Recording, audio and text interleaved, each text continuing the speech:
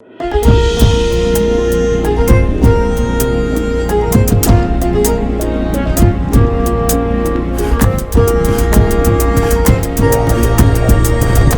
ጤና ይስጥልን ውድ የፈታ ዴሊ ተከታታዮች እንደምን አላችሁ? ከሁሉ አስቀድመን ሰላምታችን ይድረሳችሁ ብለናል።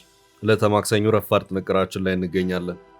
ወደ ዕለቱ ዝርዝር መረጃዎቻችን ከማለፋችን በፊት በቅድሚያ ዋና ዋናዎቹን መረጃዎች እናስታውሳችሁ። ህወሓት በከበባ ውስጥ ነን ከጎኔ ቁሙ በማለት የፌዴራሉን መንግስትና ገዢውን ፓርቲ ብልጽግናን ከሷል። ለትግራይ ህዝብም ጥሪውን አስተላልፏል። የኢትዮጵያ አየር ኃይል ዋና አዛዥ ሌተናል ጀነራል ይልማ መርዳሳ አየር ኃይላችን ለማናቸውም ግዳጅ ዝግጁ ነው፣ ጠላት የሰላም አማራጮችን ችላ ብሎ ወደ ውጊያ ከገባ አየር ኃይላችን የጠላትን ህልውና እስከ ወዲያኛው የሚያከስም አስተማማኝ መቺ ኃይል መሆኑን በተግባር ያረጋግጣል ሲሉ አስታውቀዋል። ጥንቅራችን ተመልክቶታል። ትራምፕ በቡድን 7 አባል ሀገራት ስብሰባ ላይ ለመሳተፍ ፈረንሳይ ናቸው። ባለፈው ዓመት ተመሳሳይ የስዊዘርላንዱ ዳቮስ ስብሰባ ላይ ፕሬዚዳንት ዶናልድ ትራምፕን አግኝተው በኢትዮጵያ ህዳሴው ግድብ ጉዳይ ከእሳቸውና ከባለሥልጣኖቻቸው ጋር በጥብቅ የተወያዩት የግብፁ ፕሬዚዳንት አብዱልፈታህ አልሲሲም ፈረንሳይ ገብተዋል። የኢትዮጵያና የህዳሴውን ግድብ ከማንሳት ወደ ኋላ ብለው የማያውቁት አልሲሲ በድጋሚ ለትራምፕ በሚያቀርቡት ጉዳይ የምንላቸዋለን። ቴዲ አፍሮና አብሮ አደጉ ድምፃዊ ይሁኔ በላይ ከድምፃዊ ሰማኸኝ በለው ድንገተኛ ህልፈት ጋር በተያያዘ ሀዘናቸውን ገልጸዋል። አጠር አድርገን ይዘነዋል። በአብዲራህማን ማህዲ የሚመራው የኦብነግ አንጃ በሶማሊያ ፑንትላንድ ሆኖ የትጥቅ እንቅስቃሴ ለማድረግ እየሰራ መሆኑን በአገር ውስጥ ያለው ቡድኑ መረጃ መለከተ። ተቀማጭነቱ ጅጅጋ ላይ የሆነው ኦብነግ ሌላኛው አንጃ በጎረቤት ሶማሊያ ወጣቶችን በመመልመል ስራ መጠመዱን ገልጿል። ፑንትላንድ ውስጥ ለትጥቅ ትግል የተመለመሉ ወጣቶች መያዛቸውን መረጃ ያመለክታል። ጉዳዩን በዝርዝር ይዘናል። ሲያወዛግብ የነበረው ኤምባሲ ተከፈተ። ከ19 ሀገራት በላይ ተቃውሞ ያቀረቡበት የሶማሌላንድ በኢየሩሳሌም የታሰበው ኤምባሲ በትላንትናው ምሽት በይፋ ተከፍቷል። እስራኤልም ሆነች ሶማሌላንድ ከማን ጋር ዲፕሎማሲያዊ ግንኙነት መመስረት እንዳለባቸው ማንም አይወስንላቸውም ሲሉ የሀገራቱ መሪዎች ተናግረዋል። ጉዳዩን የተመለከተ መረጃ ይዘናል። አሜሪካና ኢራን ከ3 ወራት በላይ ዘለቀውን ጦርነት ለማስቆም የሚያስችል ስምምነት ላይ መድረሳቸው ብዙ እየተነገረለት ነው። ስምምነቱ መፈረሙን ትራምፕ ሲያውጁ ኢራን $300,000 በላይ ከስምምነቱ ታገኛለች መባሉ ትኩረት ስቧል። ጉዳዩን እናነሳለን። መልካም ቆይታ። የምንለቃቸው ዕለታዊ ትኩስ ዜናዎች እንዲደርሷችሁ ላይክ፣ ሼር፣ ሰብስክራይብ ማድረግ እንዳትረሱ። ካንጋሮ ሪል ስቴት በወለል አንድ ቤት ብቻ የሆኑ G+4 አፓርትመንት ከቦሌ በ5 ደቂቃ ርቀት በምትገኘው ቦሌ ቡልቡላ አቀረበ። ግንባታቸው 70% የደረሰና በአንድ ዓመት የሚረከቧቸውን ባለ 2 መኝታ 107 ካሬ 4 ሚሊዮን 30% ቅድመ ክፍያና በ13.6 ሚሊዮን ብር ሙሉ ክፍያ እንዲሁም ባለ 3 መኝታ 130 ካሬ 4.7 ሚሊዮን 30% ቅድመ ክፍያና በ15.6 ሚሊዮን እስከ 16.3 ሚሊዮን ብር ሙሉ ክፍያ የራሱ ያድርጉ። ካንጋሮ ሪል ስቴት ለ50 ዓመታት በስኬታማ የቢዝነስ እንቅስቃሴዎች የሚታወቀው ግዙፍ የካንጋሮ ኢንዱስትሪያልስ እህት ኩባንያ ነው። ለበለጠ መረጃ 0964 25 29 ይደውሉ።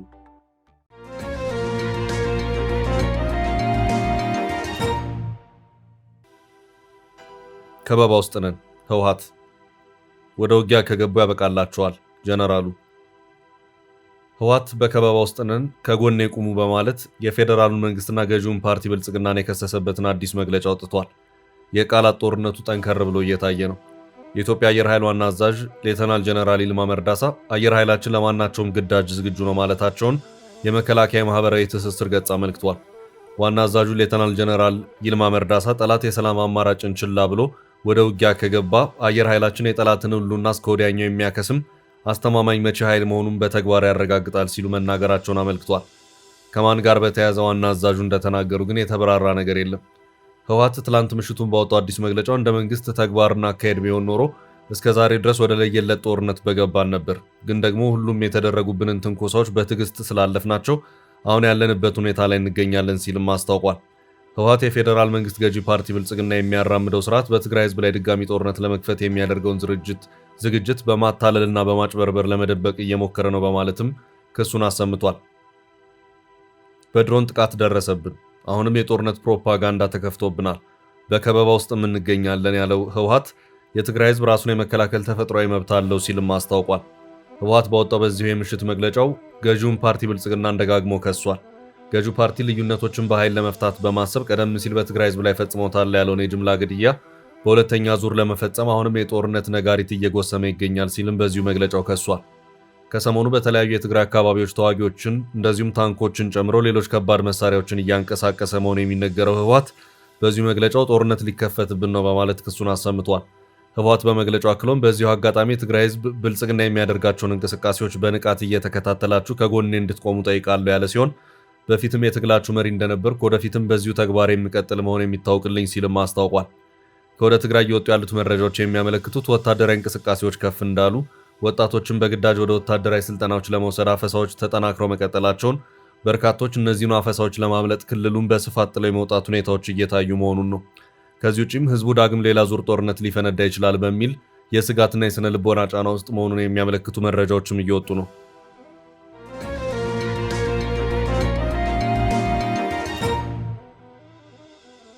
በቀጣይ መረጃ ትራምፕ ዛሬም በኢትዮጵያ ጉዳይ የኢትዮጵያ ጉዳይ አጀንዳ የሚነሳበት መድረክ ተፈጥሯል። የቡድን 7 የበለጸጉ ሀገራት ስብሰባ ጎን ለጎን የሚነሳ አጀንዳ ነው።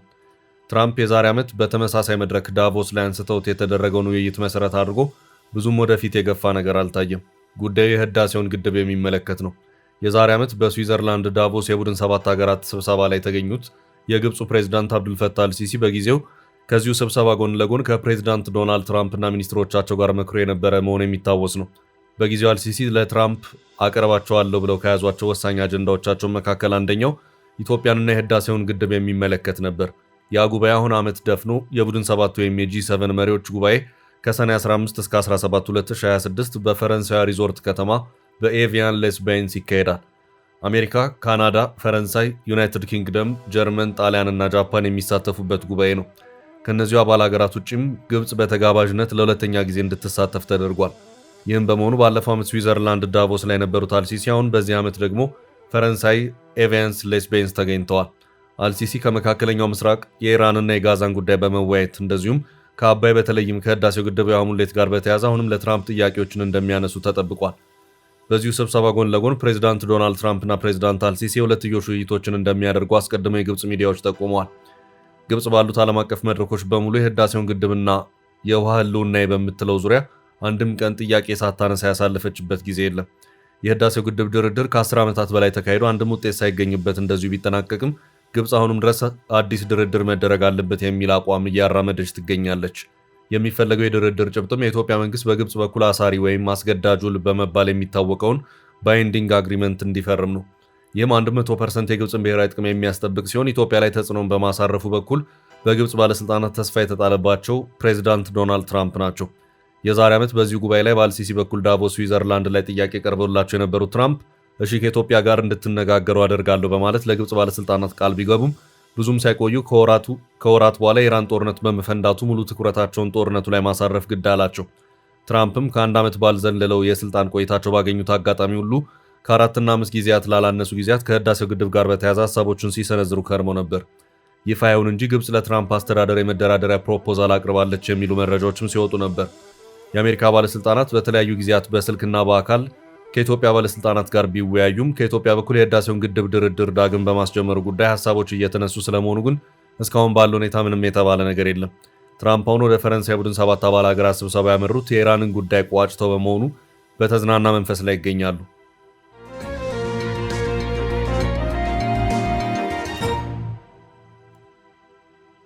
በቀጣይ ርዕስ የኦጋዴን ነጻነት ግንባር አንጃ ከሶማሊያ የትጥቅ ትግል ስለመጀመሩ ክስ ቀረበበት። በጅጅጋ የሚንቀሳቀሰው የኦጋዴን ብሔራዊ ነጻነት ግንባር ኦብነግ ከድርጅቱ ተለይቶ የወጣው ሌላኛው አንጃ በጎረቤት ሶማሊያ ፑንትላንድ ግዛት ውስጥ ወጣቶችን ለትጥቅ እንቅስቃሴ ለመመልመል በስፋት እየሰራ መሆኑን ይፋ አደረገ። የኦብነግ የፖለቲካ ጉዳዮች ኃላፊ አቶ መሐመድ ሼክ ባድሪ ባሳለፍነው እሁድ በጅጅጋ ከተማ በሰጡት ጋዜጣዊ መግለጫ ላይ ነው ይህንን ያሉት። የፓርቲው የቀድሞ አመራሮች በሶማሊያ ውስጥ ወጣቶችን ለትጥቅ ትግል ለማሰለፍ ከፍተኛ እንቅስቃሴ እያደረጉ ነው ሲሉ ክስ አቅርበዋል። በተለይም በሶማሊያ በከፊል ራስ ገዝ በሆነችው ፑንትላንድ በሚገኙት ቦሳሶ፣ ጋርዌ እና ሌሎች አካባቢዎች ላይ ተጋላጭ የሆኑ ወጣቶችን በማታለል ምልመላ እየተካሄደ መሆኑን ኃላፊው ገልጸዋል። አንጃው ወጣቶችን ለመሳብ እንደ ማታለያ እየተጠቀመባቸው ያሉትን ስልቶች በጋዜጣዊ መግለጫው አቶ መሐመድ ሼክ ባድሪ ሲያብራሩ ወጣቶቹን ወደ ኳታር ሀገር ወስደን የሥራ ዕድልና ከፍተኛ ደሞዝ እናመቻችላቸዋለን በሚል የሐሰት ተስፋ ማጥመድ እንደሚጠቀሙ ገልጸዋል። ከሶማሌ ክልል በሥራ ፍለጋና ቤተሰቦቻቸውን ለመደገፍ ወደ ፑንትላንድ የተሻገሩ ንጹሐን ወጣቶችን ለታለመለት ያልተገባ የፖለቲካ ዓላማ ማሰለፍ እየተሰራ ስለመሆኑ ይህንን ድርጊት የሚፈጽሙት የቀድሞ አመራሮች በኦጋዴን ነጻነት ግንባር ኦብነግ ስም ቢንቀሳቀሱም አሁን ላይ ግን ድርጅቱን ፈጽመው እንደማይወክሉ ግን በመግለጫው አረጋግጠዋል። ኃላፊው አክለውም በአንጃው ተመልምለው የነበሩ የተወሰኑ ወጣቶችን መታደግ መቻሉን ገልጸዋል። በአሁኑ ወቅት እነዚህ ወጣቶች በፑንትላንድ የጸጥታ ኃይሎች እጅ ላይ የሚገኙ ሲሆን ከቤተሰቦቻቸውና ከሶማሌ ክልል ባለስልጣናት ጋር በመነጋገር ወደ ሀገራቸውና ወደ ቤተሰቦቻቸው ለመመለስ ጥረት እየተደረገ መሆኑን ጠቅሰዋል። አቶ መሐመድ ሼክ ባድሪ ድርጅታቸው እንደ አውሮፓውያን አቆጣጠር በ2018 ከኢፌዴሪ መንግስት ጋር ለተፈረመው የሰላም ስምምነት ፍጹም ተገዢ መሆኑን ደጋግመው አረጋግጠዋል። ኦብነግ አሁን ሰላማዊ የፖለቲካ ፓርቲ እንጂ ታጣቂ ግንባር አይደለም። እኛ በሶማሌ ክልል ሰላምን፣ መረጋጋትንና ጸጥታን በጥብቅ እንመርጣለን ብለዋል። በተጨማሪም ክልሉን ወደ አለመረጋጋት ውስጥ ለሚከቱ የፖለቲካ ኃይሎች መጠቀሚያ እንዳይሆኑ ለወጣቶችና ለደጋፊዎቻቸው ጥሪ ያቀረቡ ሲሆን የሶማሌ ክልላዊ መንግስት ለወጣቶች ሰፊ የስራ ዕድል እንዲፈጥር፣ ለምልመላ ተጋላጭ የሆኑትን ወደ ማህበረሰቡ መልሶ ለመቀላቀልና ማቋቋም በፕሮግራም እንዲሰራ ጠይቀዋል። እንዲሁም ወጣቶች በቀድሞ አመራሮች እንዳይበዘበዙና ላልተገባ የፖለቲካ መጠቀሚያ እንዳይሆኑ ክልሉ ተገቢውን ጥረት እንዲያደርግ ጠይቀዋል። የኦብነግ ውዝግብ የጀመረው የድርጅቱ ማዕከላዊ ኮሚቴ በጅጅጋ ባካሄደው ሁለተኛ መደበኛ ጉባኤው የድርጅቱ መስራች የሆኑትን ዶክተር አብዲረህማን ማሃዲን ከሊቀመንበርነት አንስቶ ምክትላቸውን ተጠባባቂ ሊቀመንበር አድርጎ በሰየመበት ወቅት መሆኑ ይታወሳል። ከኃላፊነታቸው የተነሱት ዶክተር አብዲረህማን ማሃዲ የራሳቸውን አንጃ ይዘው የወጡ ሲሆን በወቅቱ የኢትዮጵያ መንግስት የ2018ቱን የሰላም ስምምነት መጣሱን፣ ቃል የተገቡ ጉዳዮች አለመፈጸማቸውንና ለአባላቶቻቸው ምቹ የፖለቲካ አካባቢ አለመፈጠሩን በመጥቀስ አዲስ የትግል ስትራቴጂ መንደፋቸውን ይፋ አድርገው ነበር። መቀመጫውን በኬንያ እንዳደረገ የሚነገርለትና በዶክተር አብዲረህማን ማሃዲ የሚመራው ይህ የኦብነግ አንጃ ወደ ትጥቅ ትግል ለመመለስ በሩ ክፍት መሆኑን በተደጋጋሚ ሲገልጽ ቆይቷል። ባሳለፍነው ሳምንትም ይህ ቡድን የኃይል አሰላለፉን ከኤርትራ መንግስትና ከህወሓት ጋር ማድረጉ ተዘግቧል። የአፍሪካ ኢንተለጀንስ የደህንነት ዘገባ እንዳመለከተው ኤርትራ፣ ሱዳን እና ግብጽ ይህንን የኦብነግ ኃይል ለራሳቸው ቀጠናዊ ፍላጎት ለመጠቀም ለወራት በሚስጥር ሲያግባቡት ቆይተዋል።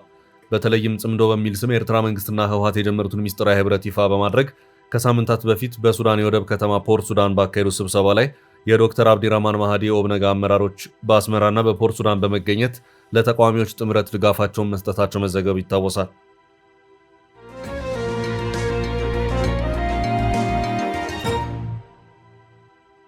በቀጣይ መረጃ የቴዲ አፍሮ መልእክት። በተወዳጁና በአንጋፋው ድምፃዊ ሰማኸኝ በለው ድንገተኛ ህልፈት ህይወትን በተመለከተ አርቲስት ቴዲ አፍሮ እንደዚሁም ለረጅም ጊዜ ከሰማኸኝ ጋር የሰራው ድምፃዊ ይሁኔ በላይ ሀዘናቸውን ገልጸዋል። አርቲስት ቴዲ አፍሮ በማህበራዊ ትስስር ገጹ ላይ ባሰፈረው መልእክቱ በተወዳጁና በአንጋፋው ድምፃዊ ሰማኸኝ በለው ድንገተኛ ህልፈት ህይወት የተሰማኝን ጥልቅ ሀዘን እየገለጽኩ ለቤተሰቦቹ፣ ለወዳጅ ዘመዶቹ እንደዚሁም ለሙያ አድናቂዎቹ በሙሉ ከልብ መጽናናትን እመኛለሁ ብለዋል። አብሮ አደጉና የሙያ ባልደረባው የነበረው ድምፃዊ ይሁኔ በላይም ነፍስ ይማር ደህናውን ሰሜ በማለት ከልጅነታችን ጀምሮ ጥበብ አገናኝታን በግሽ አባይ ባህል ቡድን ውስጥ ብዙ ትዝታ፣ ብዙ ፍቅርና የማይረሳ ህይወት ጉዞ አብረን አሳልፈናል። የውድ ጓደኛዬን ህልፈት ስሰማ ልቤ በእጅጉ አዝኗል። ስሜቴንም በቃላት ለመግለጽ አቅቶኛል።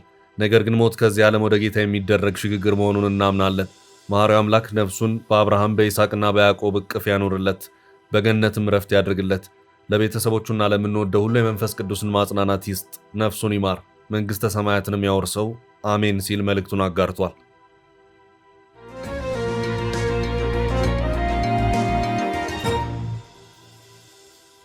በቀጣይ ርዕስ አወዛጋቢ ኤምባሲ ተከፈተ።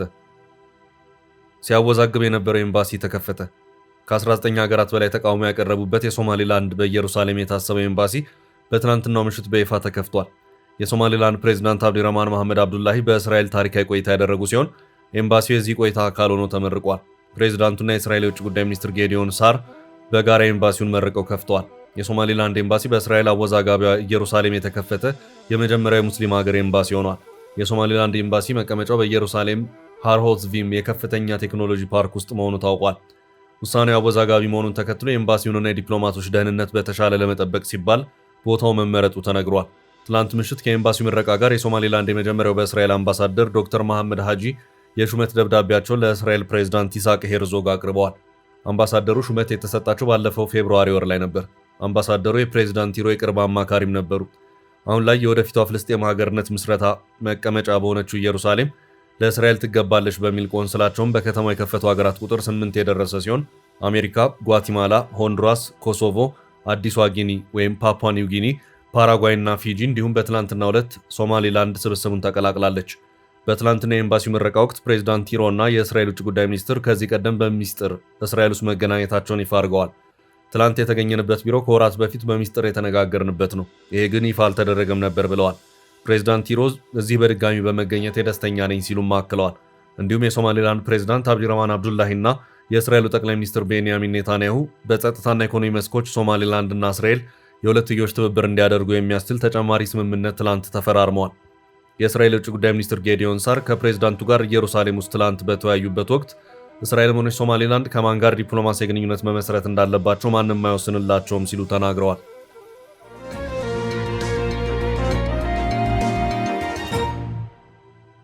በቀጣይ መረጃ የኢራን የጦርነቱ ሲሳይ ኢራን $300 ቢሊዮን ከጦርነቱ ልታተርፍ ነው ተባለ። አሜሪካና ኢራን ከ3 ወራት በላይ ዘለቀውን ጦርነት ለማስቆም የሚያስችል ስምምነት ላይ መድረሳቸው ብዙ እየተነገረለት ነው። ስምምነቱ ለፕሬዝዳንት ዶናልድ ትራምፕ የ80ኛ ዓመት የልደት ስጦታም የደረሰ መስሏል። ትራምፕ ባለፉት 3 ወራት ውስጥ ከኢራን ጋር ስለ ስምምነት ሊደረስ ነው፣ ተደርሷል፣ ተቃርበናል፣ ተስማምተናል ሲሉ 40 ጊዜ ዋሽተው ነበር። ታዲያ በ41ኛው የተሳካላቸው መስሏል። ከስምምነቱ ኢራን ያልታሰበ ሲሳይ ሊዘንብላት ነው መባሉ ግን ትኩረት ስቧል።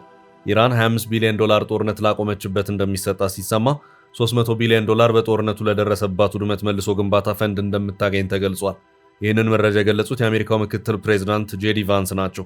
ኢራን እንዲሁም ከስምምነቱ ወዲህ እስራኤል ላይ ያጸፋ ምላሽ ባለመስጠቷ ገንዘብ እንደሚሰጣት ተጠቁሟል። ምክትል ፕሬዝዳንቱ መጪው ጊዜ ለኢራን ብሩህ ነው ሲሉ ተሰምተዋል። በቀድሞ የኒውክሌር ስምምነት በፕሬዝዳንት ባራክ ኦባማ ዘመን ለኢራን $1.7 ቢሊዮን መቀበሏን በጽኑ የሚተቹት ትራምፕ በአዲሱ ስምምነታቸው ለኢራን ከ$300 ቢሊዮን በላይ ሊሰጥ መሆኑ ሌላው መነጋገሪያ ሆኗል። ትራምፕ ግን የምክትል ፕሬዝዳንታቸውን ለኢራን ገንዘብ ይሰጣል መረጃ ፈጥኖ አጣጥለውታል። ምክትል ፕሬዝዳንቱ ግን ኢራን ስለሚከፈላት በቀጣይ 60 ቀናት ውስጥ የሆርሙዝ ሰርጥን ለማለፍ መርከቦች ቀረጥ ለቴህራን አይከፍሉም ሲሉ አረጋግጠዋል። ኢራን ለመልሶ ግንባታ በገልፍ ሀገራቱም የሚደገፍ ከ300 ቢሊዮን በላይ ክፍት ይሆንላታል ብለዋል። የአሜሪካው ፕሬዝዳንት ዶናልድ ትራምፕ ከሰዓታት በፊት የኢራንን ጦርነት የሚያስቆመው ስምምነት እንደተፈረመና ዝርዝሩም ይፋ እንደሚደረግ አስታውቀዋል። የስምምነቱ ዝርዝር ይፋ ይደረጋል ተብሎ እየተጠበቀ ሲሆን ይፋ የፊርማ የማኖር ስነ ስርዓቱ የፊታችን አርብ በጄኔቫ የሚከናወን ይሆናል ብለዋል። የእስራኤል ጠቅላይ ሚኒስትር ቤንያሚን ኔታንያሁ በበኩላቸው ትግሉ አላከተመም ብለዋል። ሀገራቸው አሁንም በተጠንቀቅ እንደቆመችና በደቡብ ሊባኖስ ከውጊያ ነጻ የሆነ ቀጠና እንደሚኖራት ገልጸዋል። የኢራን ፕሬዝዳንት መሱድ ፔዚሽኪያን ስምምነቱ በአግባቡ ከተተገበረ ለኢራን የሚያኮራ ሰነድ ነው ማለታቸውን የሀገሪቱ መገናኛ ብዙሃን ዘግበዋል። አንድ የአሜሪካ ከፍተኛ ባለስልጣን እንደተናገሩት የመግባቢያ ስምምነቱ መፈረሙን ተከትሎ የሆርሙዝ ወሽመጥ በአፋጣኝ ይከፈታል ተብሎ ይጠበቃል። በስምምነቱ መሰረት በሊባኖስ ወታደራዊ ዘመቻ መቆም እንዳለበት ተገልጿል። የሊባኖስ ባለስልጣናት ተፈናቃዮች የአካባቢው ደህንነት ሳይረጋገጥ እንዳይመለሱ ቢያሳስቡም ብዙዎች ግን ወደ ቤታቸው እየተመለሱ ይገኛሉ። በዚህ ስምምነት ግን በእስራኤል ውስጥ ማጉረምረም ተፈጥሯል። እሁድ ምሽት በፓኪስታን ይፋ በተደረገው የአሜሪካና የኢራን ስምምነት ማዕቀፍ በተመለከተ እስራኤል ይፋዊ መግለጫ ብትሰጥም ትላንት ጠዋቱን ቀኝ አክራሪው የእስራኤል ብሔራዊ ደህንነት ሚኒስትር ኢትማር ቤን ጋቪር ግን ቆጣ ያለ አስተያየት ሰጥተዋል። በአሜሪካና በኢራን መካከል የተደረገውን ስምምነት በመተቸት ደህንነታችንን በማያስጠብቀው በዚህ ስምምነት እኛ አጋሮች አይደለንም፣ እናም በየትኛውም መንገድ እኛን አይገዛም ብለዋል። እስራኤል ሄዝቦላህን ከመበታተን ያነሰ ነገር መቀበል የለባትም ያሉት ሚኒስትሩ በሊባኖሱ ታጣቂ ቡድን ላይ የሚደረገው እርምጃ እንዲቀጥል ጠይቀዋል። እያንዳንዱ ከእስራኤል ወደ ሊባኖስ የሚጓዝ ድሮን፣ ሰው አልባ በራሪ ወይም ሚሳኤል በዳህያ ጥቃት ይፈጽማል ሲሉ አክለዋል። ቤን ጋቪር የራሳቸውን መንግስት በተደጋጋሚ የሚተቹ ሲሆን በዩናይትድ ኪንግደምና በሌሎች ሀገራት ፍልስጤም ማህበረሰብ ላይ ተደጋጋሚ ግጭት ቅስቀሳ በማድረግ ማዕቀብ የተጣለባቸው ናቸው።